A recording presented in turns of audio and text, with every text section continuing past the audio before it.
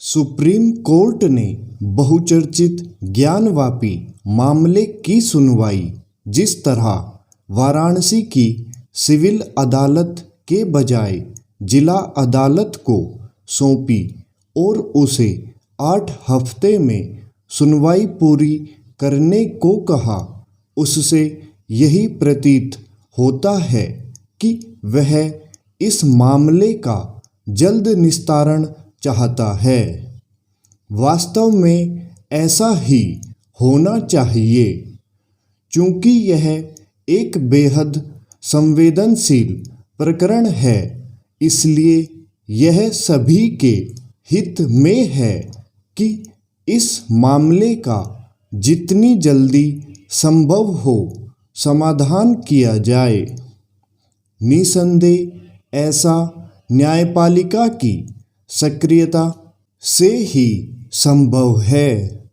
इस मामले में न्यायपालिका के स्तर पर वैसी देरी नहीं होनी चाहिए जैसी अयोध्या मामले में हुई और जिसके नतीजे अच्छे नहीं रहे। एक उपाय यह भी है कि आस्था से जुड़े इस तरह के मामले आपसी संवाद और सहमति से हल करने की कोई ईमानदार कोशिश हो। इससे सामाजिक सद्भाव को बल मिलने के साथ ही राष्ट्रीय एकता का भाव भी प्रबल होगा। अयोध्या मामले में ऐसा नहीं हो पाया था तो इसीलिए कि स्वस्थ संवाद के बजाय वाद विवाद को ज़्यादा तूल दिया गया। इसकी भी अनदेखी नहीं की जा सकती कि अयोध्या मामले को आपसी बातचीत से हल करने में कई राजनीतिक दल बाधक बने थे।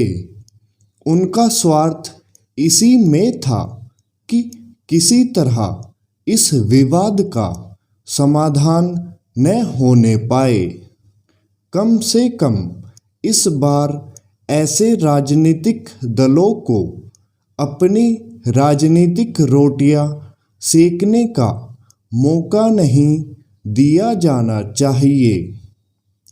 यह सही है कि काशी का ज्ञानवापी प्रकरण अयोध्या मामले से भिन्न है और इसके संदर्भ में 1991 में बनाए गए धर्मस्थल कानून को भी रेखांकित किया जा रहा है, जो यह कहता है कि सभी धार्मिक स्थल उसी स्थिति में रहेंगे जिसमें वे 15 अगस्त 1947 को थे।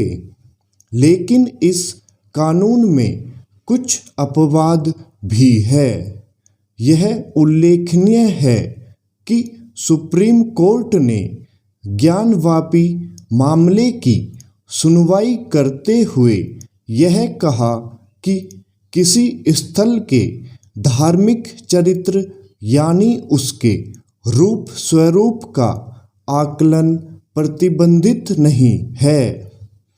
इससे यही स्पष्ट होता है कि सुप्रीम कोर्ट ने वाराणसी की सिविल अदालत के उस फैसले को सही पाया जिसमें उसने ज्ञानवापी परिसर के सर्वेक्षण का आदेश दिया था।